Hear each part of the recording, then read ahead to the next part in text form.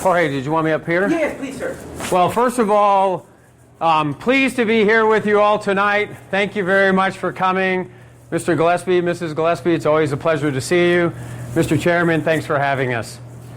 You know, if I was going to put a chalkboard up behind us, and I was going to ask you to tell me, what qualities and characteristics do you want in your next United States Senator? I have no planted answers. So what would the qualities and characters that you want in your next United States Senator be? What would you want it to be? I'm going to put it on the right-hand side of this chalkboard. Somebody throw out a quality or characteristic of who you want to be your next United States Senator. I didn't hear it. Honesty. We'll put honesty right up here. What's next? I'm sorry? Responsible. Principled. Somebody who's principled, okay? Somebody who doesn't change their position for money, perhaps, okay? What else? Work ethic. Okay, somebody's got a strong work ethic. Excellent. How about, I'm sorry? Confident. Yeah. Okay, yep, somebody who's competent. Maybe somebody who's got a degree in finance. Maybe somebody's got a master's degree in finance. How about somebody who's a veteran? Would we want to have a veteran as our next United States Senator?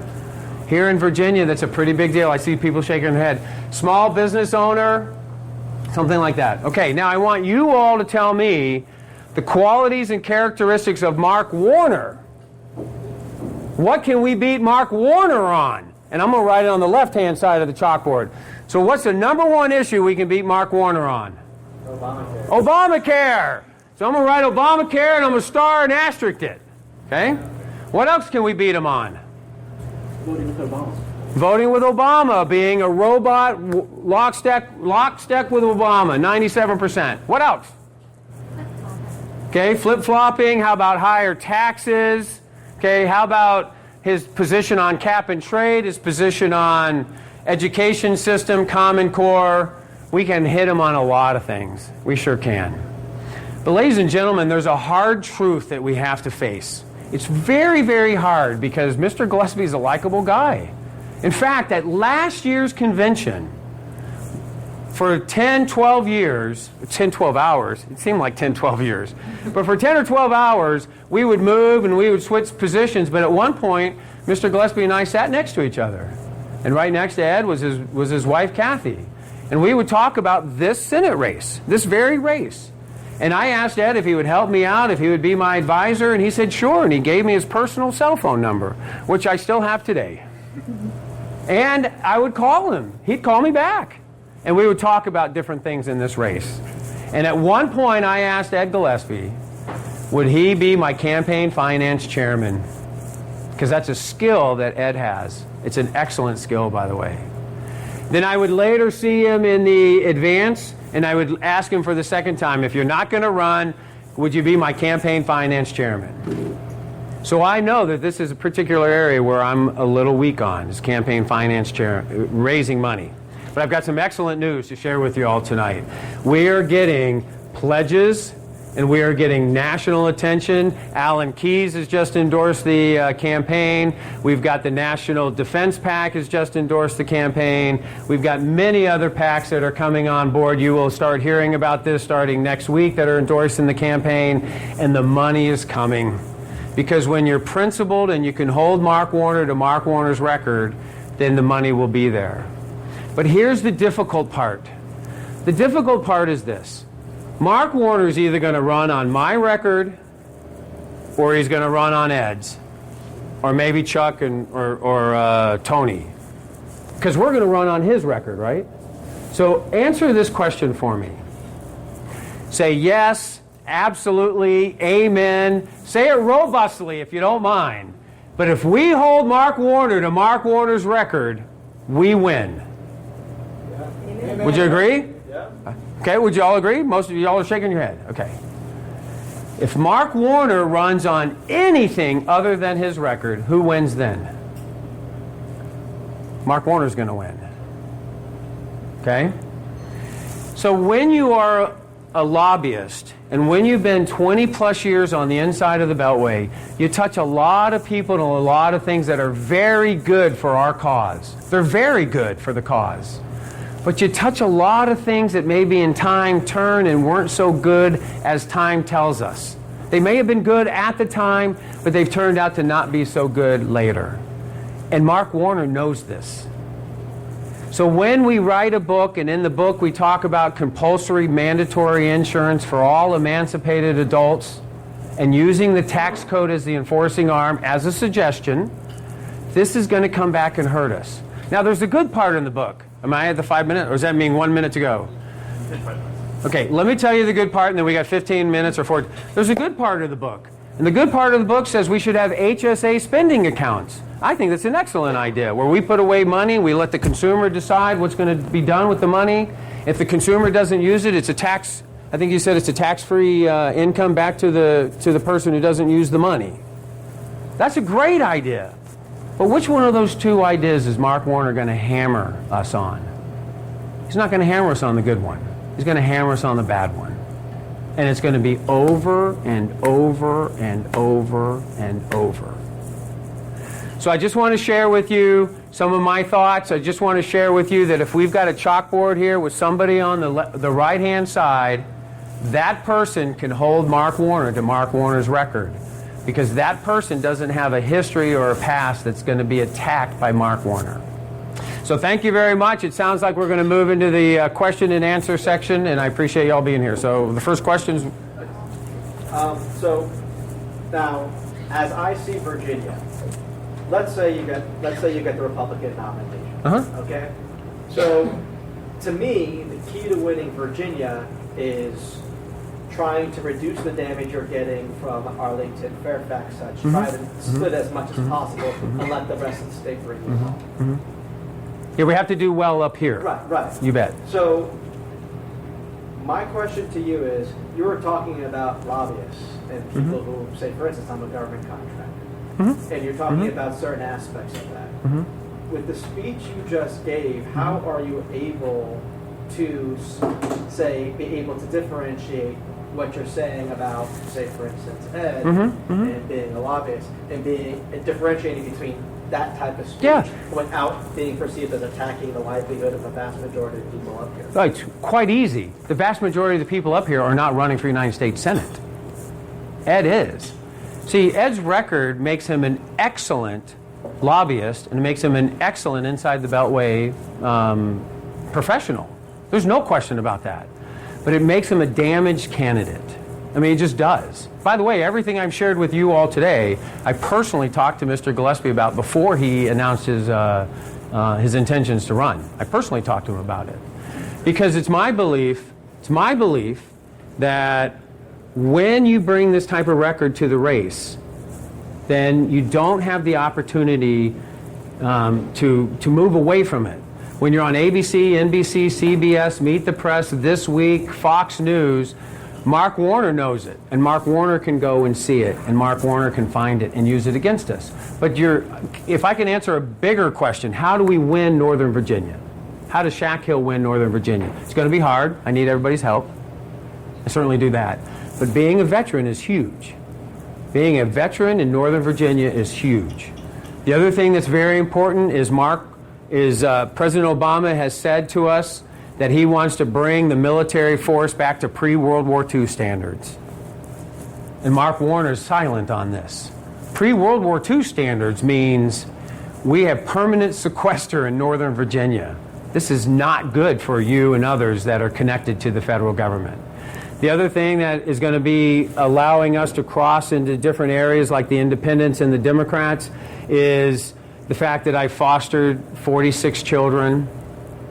I've adopted 4 of them to keep a sibling group of 3 brothers and a sister together. We've worked very hard to help out with the Domestic Violence Task Force, which is here in Virginia, specifically helping the women who are in a bad domestic violence situation. I was appointed by the governor to be on that task force. So because of our volunteer work, because of our fostering, because I've been on the Domestic Violence Task Force, last year our family won the 2013 Outstanding Volunteer Family of the Year Award for the Commonwealth of Virginia. This will cross into different areas up here in Northern Virginia and will allow the Reagan Democrats and the Blue Dog Democrats and the independents to cast a ballot for a Republican for the first time in a long time. Yes, ma'am. I like to think college students are a very important demographic. I mean, of course they were in the last election proportionally. Yes, How will yes. you or how have you engaged with college students that will get them excited about this off-year election? Yeah. 'Cause, No, I mean, not a lot of us vote Sure. off-year elections, so. Well, it's an excellent question. We are already working on our digital footprint. We already have our technology experts in place. We have the ability, just like Ed does, to go into your URLs, feed through it, find out where you're clicking. When you click on Fox News, we can put up a commercial that says, click on this, learn more about us. But let me tell you something we did. We've already done. It was about month and a half ago. When was it that Congressman Moran said that Congress is not being paid enough? About 5 weeks ago, 6 weeks ago. And what we did is we took a meme and took a picture of Moran, and we wrote starting average salary $177,000 or something like that. Then we put another meme and another picture behind it, and we wrote with a soldier in a foxhole, starting salary, $22,000. Put it on our Facebook page, and we got 1,250,000 hits. All of it organic, none of it pushed. We had 30,000 people take that off of our page and put it onto their own page. So tapping into the technology, talking to you all, engaging you, going to your meetings, being there, asking you to help out, and having you recognize that Obamacare is the worst thing that could possibly be happening to the intrusiveness of our government, talking about the NSA, talking about the fact that you've got a cell phone, you are being monitored, and just letting you know. And coming here on Memorial Day and being here with you all. This is how we have to engage. So we're all about not only engaging the youth, but we're engaging the ethnic communities as well. Both Ed and I were together at the the Chinese New Year celebration in January. I've spoken to the Alpha Kappa Alpha, which is the first black sorority here in the United States. I talked to their annual meeting. All of us were invited. I was the only one there. There's other places where I haven't been, but I've been on Vietnamese radio and other places as well. So the outreach is happening, it's occurring, and we're there. So I appreciate that. Yes, ma'am. Following up on maybe what Kasha was getting at, if I'm wrong, I'm sorry. No, young Republicans and college Republicans, I think, are very different for a variety of reasons that we don't need to get into. But there is that whole, what are we, like 22 to 40? Is that what YRs are? YRs are 18 to 40. 18 to 40 if you're not in college. 22 Okay. if you're- Well, there's college students who don't come to YR meetings, and I don't know what the number of college students was that voted, but I think maybe she was asking like and I'll ask you this too. What have both of you done like to go to college campuses and actually talk to the college students and not necessarily the young Republicans? Because I think everyone in this room, like we're going to the convention, we go to bands, like we go to everything, but they might not necessarily do that. So what have you both done to like go to college campuses? You bet. 2 phases of the campaign. So very, very different. The first phase of the campaign is the convention, signing up delegates, and then getting delegates. I know. And then going after the delegates. So we have focused 98% of our attention speaking straight to the delegates. After the convention, it's the general. So our campaign has intentionally not participated in certain events that may have gotten us more in front of the general public because we were going after the delegates. The delegate pool is known, so we've been focusing strictly on them.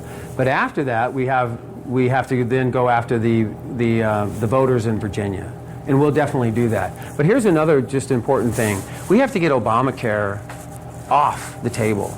We have to get it repealed, not replaced, not trimmed around the edges, but off the table.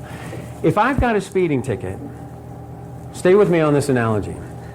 If I've got a speeding ticket and Mark Warner has a speeding ticket, do I have the moral authority to argue that Mark Warner is a faster driver than the speed limit?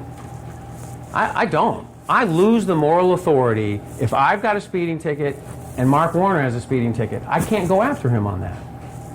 So one of the things that we have to look at is Obamacare, how that's impacting the youth, how that's impacting our ability to get an entry-level job, how that's impacting our ability to have a full-time job. I've got a friend of mine, she passed all of her CPA tests. She has to spend 1 year practicum before she can get her CPA designation. Her boss just put her down to 29 and a half hours. Doesn't count. She loses all the time she had, and now she's got to work on getting another year. This is impacting them. But how do we get Obamacare? That's not true. I'm a CPA, Mr. Hill, and according to state standards, that's absolutely not true. I don't know the state standards. I'm only telling I do, you. but that's absolutely not true. Okay, what I do know, I don't know the state standards, but what I do know, she's been moved from full-time to under 30 hours, which is Doesn't hurting. mean she can't get her license. It doesn't mean she can't go on to. I'd be more than happy to take your. Can I take your card and pass it? Can I take your card and pass it to her because she might not be aware of that. But if we want to get Obamacare and we want to hammer Obamacare and we want to hit him for it and we want to hit the fact that Mark Warner was the 60th vote that gave it to us, we cannot do it with somebody who's linked to Romneycare. We can't do it because Mark Warner is not going to treat that linkage kindly. We cannot do it to somebody who says that we should be using the tax code as an enforcement arm for compulsory mandatory insurance. We can't do it. We take it off the table. TARP and the bailouts and increased taxes, we cannot hit Mark Warner if there's somebody who advocated for TARP and the bailouts. Even though it may have sounded like an excellent idea at the time.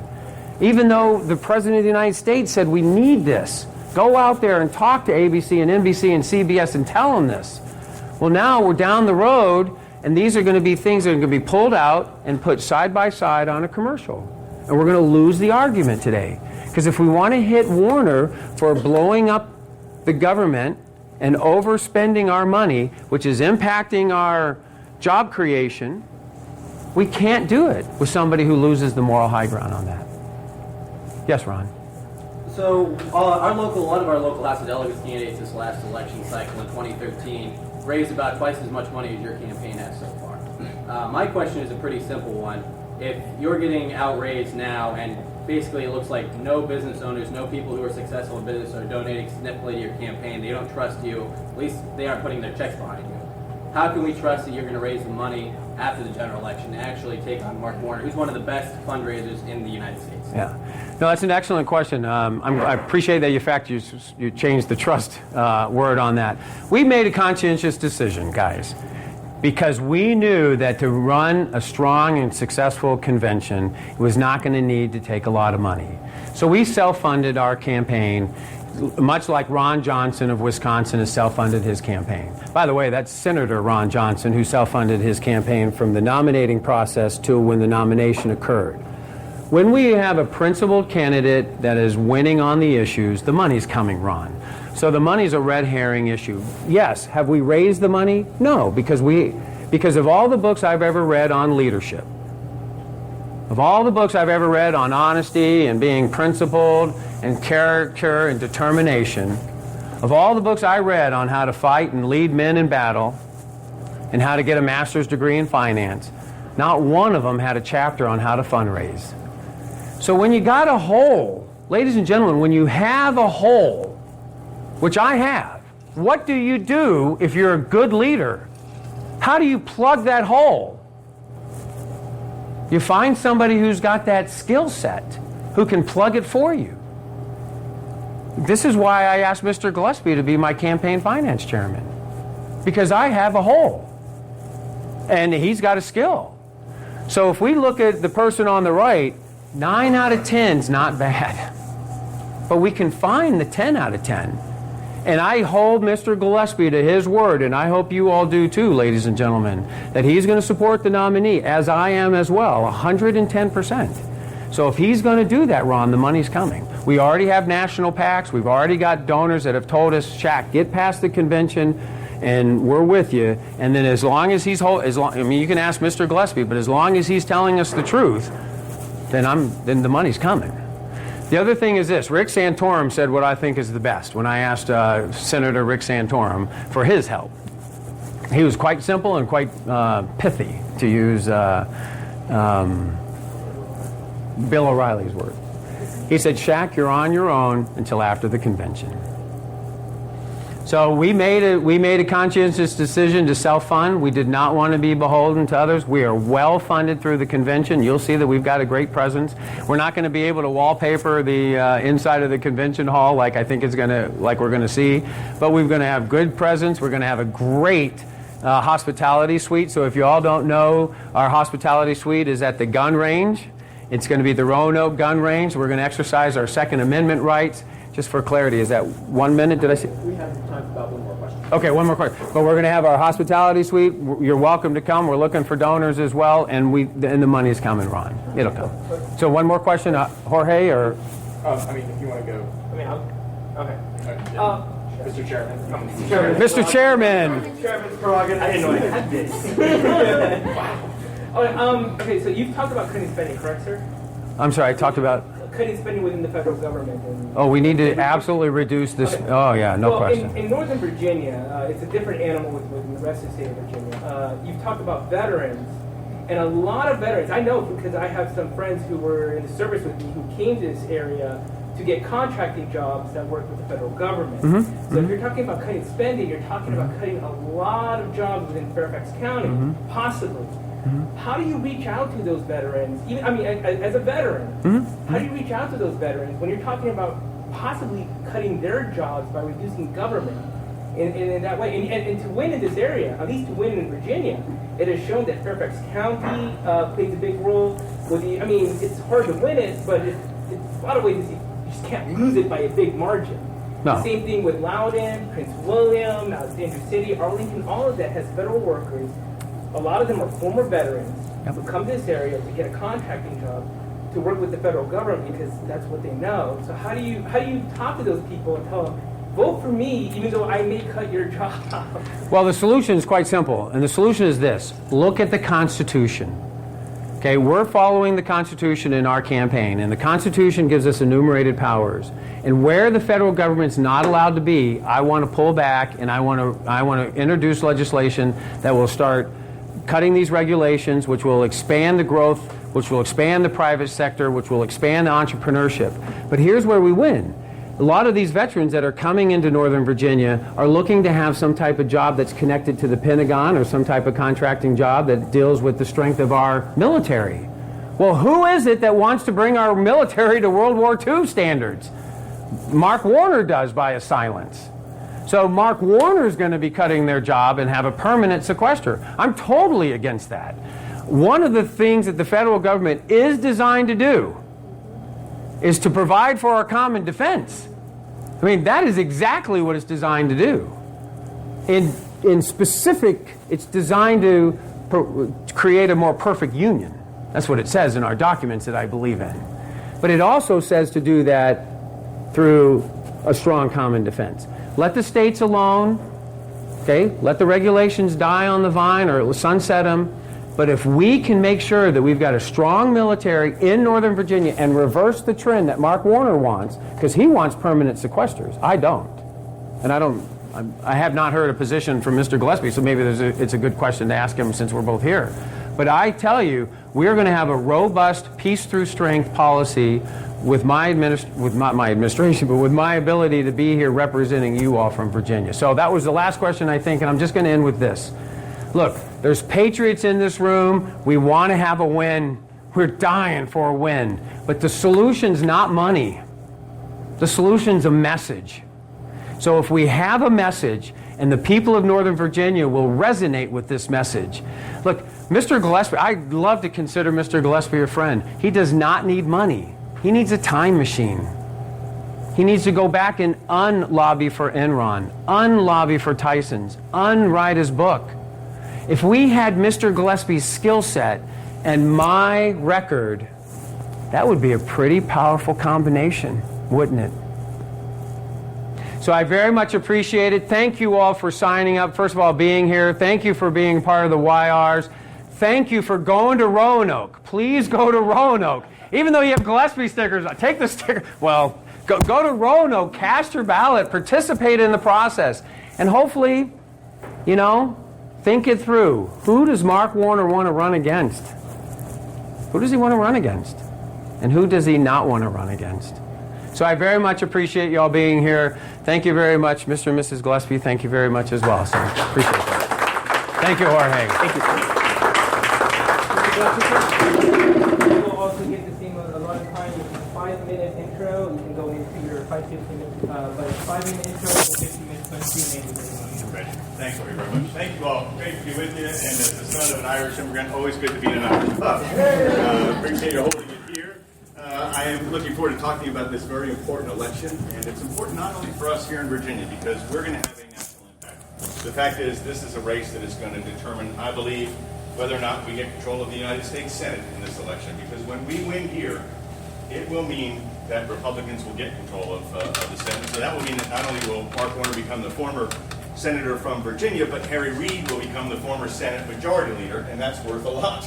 And we know why it's worth a lot, because we see the damaging effects of their policies all around us. I know you see it in particular, college Republicans, young Republicans, and the lack of opportunity. You see the cost shifting coming your way as a result of Obamacare, the debt being imposed on you and future generations, and you can see that we need to change things. And the good news is we can. Our friends on the left like to say that this anemic economy, we have 0.1% economic growth in the first quarter, the lowest labor force participation rate in 35 years, stagnant wages. They call it the new normal. You may have heard that. And they act as if we should thank them for so smartly managing our inevitable decline. And we know that that's nonsense. The new normal is the old mediocre, and we can do better, because they're not managing our decline. They are causing it with their policies. And our policies would turn things around. Our policies would create jobs, raise take-home pay, hold down health care costs, reduce energy prices. Our policies based on our constitutional principles of limited government and free people would unleash private sector investment that would grow the middle class, foster upward mobility, and help lift people out of poverty. And we know those policies work. Mark Warner's policies don't. And he has voted with President Obama and Harry Reid down the line. And we need to talk about his record. And I'm going to do that here, because I know Mark Warner's record better than Mark Warner knows his record, I promise you. Because I'm the only one who's going to run on it in the fall, because it's so at odds with what he wants us to believe. So we all know he likes to pretend that he's a fiscal moderate, when in fact he has voted for nearly $1 trillion in new taxes and $7 trillion in new debt. He told us he was going to vote for the balanced budget amendment when he first ran for the United States Senate, and then turned around and voted against it on the floor of the Senate. You may have seen my punch-out video that's gone almost viral, but it captures his statements and shows his record in contrast to what he told us he would do. He likes to pretend he's a pro-business Democrat, but in fact, in the last Congress, he had a rating from the National Federation of Independent Business, NFIB, of 38%, which is awful. And that's because of all the job-killing policies that he supported. He refused to stand up to the big labor unions on their card check agenda. He stood next to Barbara Boxer and John Kerry to unveil cap and trade legislation. He supports a carbon tax. Those policies would kill 66,000 jobs in the Commonwealth of Virginia alone, let alone nationally. And he's a whole state senator, standing next to the senator from Massachusetts and the senator from California to kill Virginia jobs. We also know that, of course, he cast one of the biggest job-killing votes ever cast, and that was when he cast a deciding vote for the Affordable Care Act, Obamacare. And we know that that's going to mean 2.5 million fewer workers in the economy over the next decade as a result of the disincentives to work built into that bill. We know that the medical device tax will kill 165,000 jobs. By the way, to add insult to injury, when there was an amendment to repeal it, Mark Warner voted against it.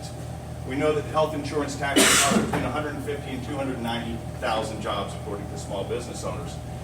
And of course, we also know that he likes to pretend he's an independent voice for us in the United States Senate, when in fact he has voted with President Obama and Harry Reid 97% of the time since taking office. 97%. And I can't find the 3% where he didn't. So we have very different policies. I would fight any effort to raise our taxes. We don't have deficits because taxes aren't high enough. We have deficits because we're spending too much. I would just vote for a balanced budget amendment. I would introduce one. And I will fight against cap and trade as I always have. I will stand up for our miners in Virginia. and I will fight to repeal and, yes, replace Obamacare. I think we have to show the voters what we're for and what it'll mean if we repeal Obamacare and why our policies are better for them. But I warned against the impact of Obamacare on various shows. You can go to my website, you can see on Face the Nation, I said this bill is a monstrosity. On Meet the Press, I said it's going to kill jobs, raise health care costs, and limit our choices. On the most important issue in this election, I was right and Mark Warner was very, very wrong. More importantly, I'm right about what to do about it now because I know we need to repeal it and replace it with market-oriented policies that work. And he wants to keep it and tweak it, which is just wrong. So we're going to have a clear contrast. These are the issues I'm going to run on a pro-growth economic agenda.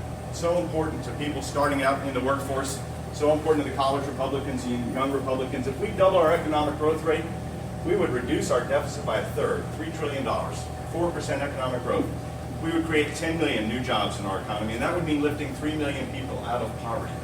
We can do that with our policies based on free markets and free people, and I'm going to put forward a pro-growth economic agenda that will make you proud, that will make you want to get out and get your friends to get out and vote. And I always tell my friends and the college Republicans and the young Republicans, I promise you this, I will not make it any more difficult for you to be a college Republican or a young Republican than it already is.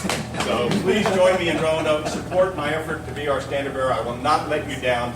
I'll run a vigorous campaign. We'll hold Mark Warner accountable to his record. We'll talk about his record. We'll get that message out to the voters of Virginia. We'll offer a positive alternative that people will be excited to go to the polls to vote for. So thank you for letting me be with you tonight. Look forward to your questions.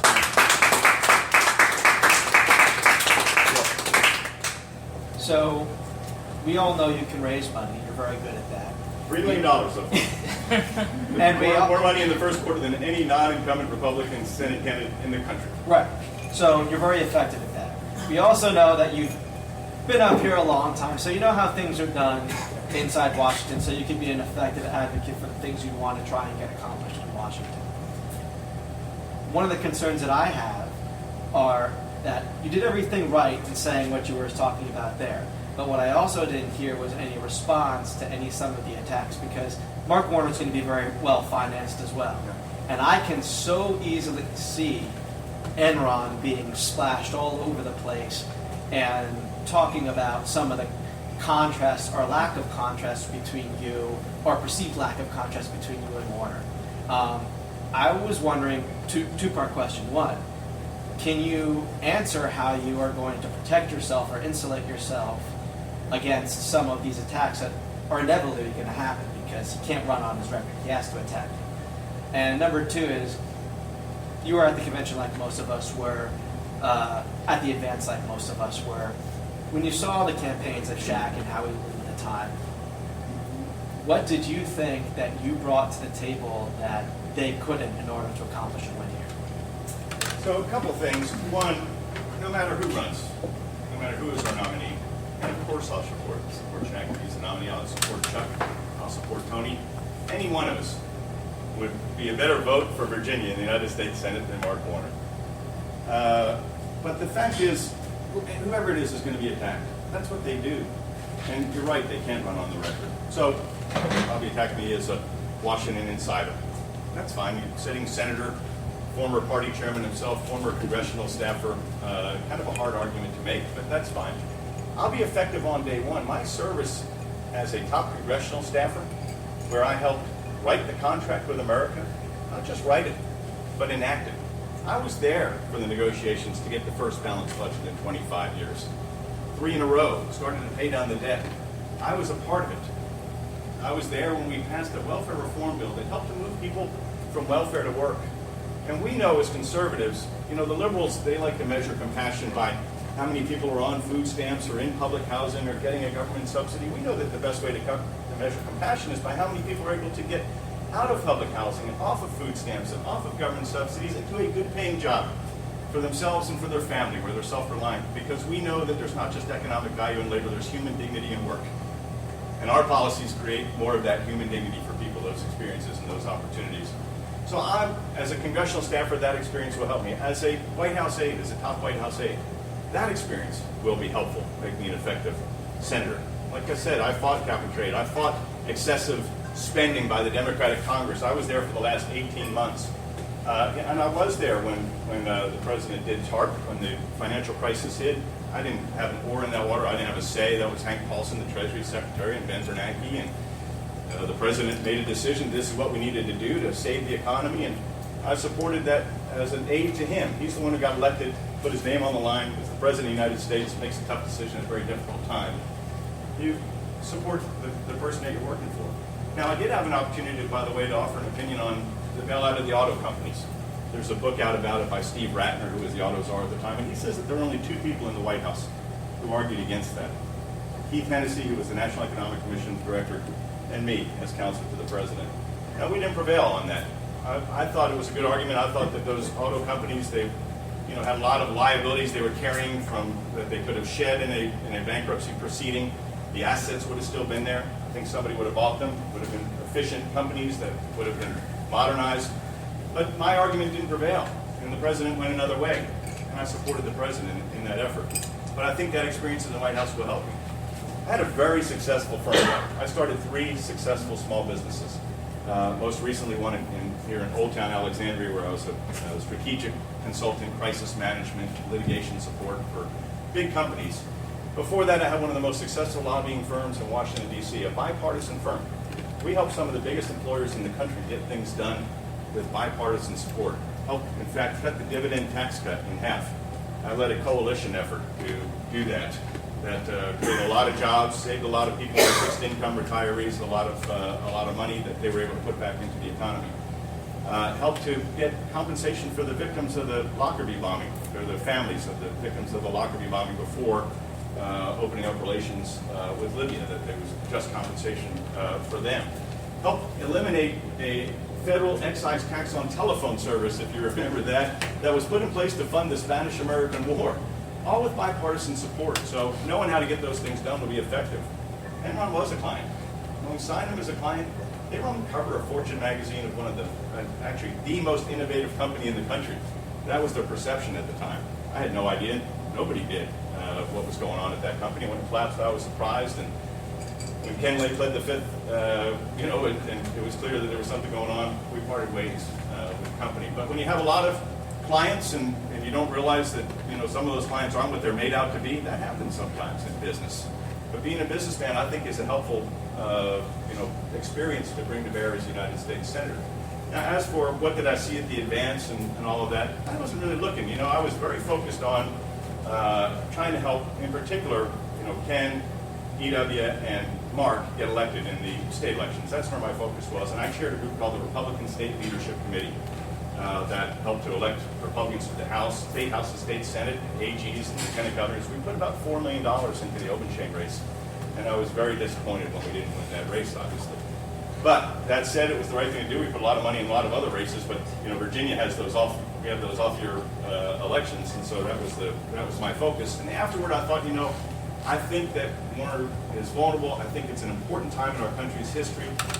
I have things I believe in and principles I hold dear, and this country is in danger of reaching a tipping point. And I believe if you can make a difference, and you've benefited from the blessings of liberty in the way my family has here in this country, then you have a moral obligation to try. And so I'll just share with you, I'm sorry to go on a little bit, I feel like I'm filibustering like the senator, but I want to answer your questions. And some of you may know this, but my father came to this country as a boy from Ireland. He was 8 years old because his father had found work as a janitor. My grandfather worked at a big bank building in Philadelphia from 6 o'clock at night until 2 o'clock in the morning. And he was a janitor. He'd go in after the bank closed, start on the ground floor and mop the floor and empty the waste baskets. And over an 8-hour shift, floor by floor by floor, he'd work his way to the top floor, which is, I think, 18 stories. The last thing he'd do would be to polish the big wooden conference table in the boardroom. Get home around 2:30, 2:45 in the morning. My parents never went to college. 2 of the smartest people I've ever known, but they didn't have the benefit of a college education. 2 of the hardest working people I've ever known, too, by the way. In a mom and pop grocery store I grew up in, working with my brothers and sisters, stocking the shelves, sweeping the floors. I learned a work ethic there that has served me very well all my life.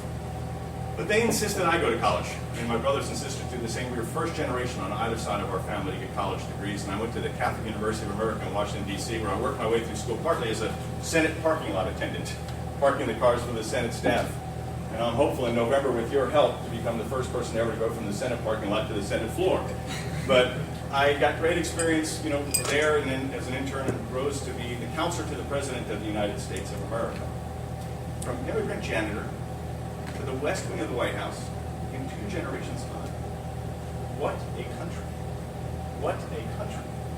And I fear that we're losing that kind of upward mobility, that opportunity, that dynamic economy, that value of the work ethic that we've had and benefited from. And so I worry when I see that a majority of Americans today no longer believe that we're a nation where the next generation can do better than the generation that came before us. That does not have to be our past. That has to be our future. So that's why I wanted to run. It really didn't have to do with anybody else. It had to do with me. And what do I feel? What's in my gut? And what do I believe? And can I make a difference? And I think I can. And if you love this country, if you love our Commonwealth the way I do, and you can make a difference, I think you got a moral obligation to try. Yes? What are we going to do about the federal judges that are interfering so much in state business, particularly ruling state constitutional amendments? Yeah. Well, federal judges is one of the biggest things at stake here in this election. Because if you remember, Mark Warner, one of the things he voted in lockstep with Harry Reid on was to change the rules of the Senate for the first time in over 200 years to allow for confirmation of judges with 51 votes instead of having to overcome, a 60-vote margin. And so this Senate seat is even more important than it was 2 years ago as a result of that change. And I believe when you look at the nominations and the votes that he has cast for Justice Sotomayor, Justice Kagan, for Iguodala, the deputy DOJ director who defended the cop killer in Philadelphia. These are votes I would have voted against. I believe that we need judges who apply the Constitution as our founders wrote it, not make law out of whole cloth and out of thin air. And so I would hold them to that standard. And that's a big difference between me and the senator we have right now. I'm basically going to ask you the same question that I asked Mr. Hill, which is, as veterans, as you know, there's a lot of veterans in this area, and we talk about reducing the government, reducing spending, and a lot of veterans come here because of contracting jobs and the available opportunities. How do you get your message across to those veterans when they are possibly, going to be losing their job if you talk about reducing spending? So. Yeah. Well, first of all, our obligation to our veterans is sacred. That is, we need to honor that in the same way they honored us with our service. I appreciate Shaq's service to our country in uniform. I have 2 parents. If you go to my Facebook page and my Twitter page right now, you'll see for Memorial Day I put up an image of my parents' marker. Both my parents are buried in a veterans cemetery. My father was a Silver Star winner as an infantryman in World War II. As for his adopted country, for the country that adopted him. And my mother is buried by his side there. So the commitment to veterans is something that is not only personal, but it is, a sacred trust between our government and the veterans. We have, by the way, hey Chuck, how are you? Good. How you doing, Al? Good, thank you. More than 800,000 veterans in the Commonwealth of Virginia, and so we need to protect those. We can balance the budget. Like I say, economic growth would cut the deficit by 1/3 if we double our economic growth. We get savings in a lot of other places without breaking our commitment to our veterans and without taking our military down to pre-World War II levels as well. But we do need to make clear that we are going to stand by them. That's why I launched a petition over a week ago, long before others came out and said, General Shinseki has to go. This is abhorrent what is going on at the Veterans Administration right now, and there needs to be accountability. And I would ask all of you, sign that petition. But we have a very active Veterans for Ed organization that we're pulling together. We're going to unveil, as well as a number of other coalition groups. But getting the support of veterans critically important here in the Commonwealth. Yes. Both you and Shaq have talked a lot about repealing Obamacare, and I think that's a very popular thing for Republican candidates to talk about. However, for a lot of voters, the status quo before Obamacare wasn't very good either, and so merely talking about repealing Obamacare might not be enough. You alluded to the fact that you have plans to replace Obamacare with, and Shaq mentioned that you had written in favor of HSAs, or called savings accounts. I was wondering if you could, expand a little bit more on your plan, what you want to replace Obamacare with, and how you would implement a system of HSAs and try to encourage people to get onto that system. A couple of things. One, I do think, and I think Shaq said you're maybe different on this because you're just for repeal, not for replace. That's correct. Yeah. Federal government has no jurisdiction. And I think we have to replace it. I think we have to show voters. Look, when we say repeal, all of us in this room, absolutely get it, and we're all for it. But in Virginia, you have to get beyond this room. We have to win independent voters as well. And independent voters want to know, well, what's it mean for me if you repeal it? Does it mean I'm going to have nothing? We're going to go back to, what I didn't like before. Some people go back to what we liked before. That's good. We'll get all of those folks. But I think you have to put forward what we're for. And I do believe that there are reforms that we can make, and I'll put forward a plan. Some of the things that I'm looking at right now, I think, there's artificial barriers to competition in the healthcare marketplace. We don't have in other marketplaces. I don't know why the government says that health insurers cannot sell across state lines in the same way auto insurers and life insurers do. And if we eliminated that barrier to competition, that would help inject competition, that would help bring down prices. I do believe health savings accounts, which have been gutted by this administration's policies, need to be reinvigorated. And one of the things I would like to look at is, if after 7 years you haven't used what you put into your health savings account for healthcare expenditure, maybe you should be able to withdraw it tax-free without a penalty.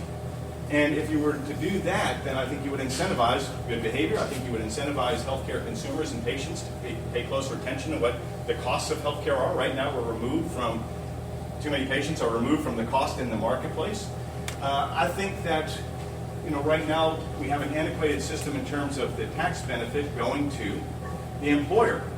By the way, that's policy rooted in wage and price controls from World War II that's still with us.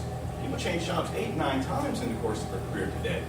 And yet our insurances, the benefit goes to the employer. I would have to look at having the benefit go to the employee, either in the same tax deduction or a tax credit. And then do some reforms for risk pooling as well that would allow you. But if you did that, by the way, if I change jobs, my insurance is not tied to my employer. I won't lose it because of a pre-existing condition. That's a nice protection to have in the healthcare marketplace. I also think that we need to look at tapping pain and suffering damages or other medical liability reforms that drive up healthcare costs in our system, either through us paying higher premiums to cover exorbitant awards or defensive medicine tactics like 3 or 4 tests that doctors and hospitals are ordering just to inoculate against the potential of a lawsuit somewhere down the line. So those are some of the things I think that we could do that would make healthcare more portable, more affordable, more accessible, and make the cost more transparent, and eliminating all of these mandates, all of these taxes, all of these exchanges. Let people decide for themselves what's best for them and for their families. And that's why I've always fought Obamacare, always argued that the mandate was going to kill jobs, always argued that it was going to limit our freedoms, always argued that it was going to hurt us. And you can go to our website and see plenty of videos and at least 36 different clips and quotes from me hammering Obamacare. Just like, by the way, when I was working on the Hill, I hammered Hillary care as well because I've always opposed government-run health care. And I think I'm getting the hook. So thank you all very much. I would love your support. I promise you I will not let you down. We can win this election. It's a very winnable election. It is not an easily winnable election. But it starts here. It starts with us. And we can change the direction of this country and restore us to our greatness. Thank you very much.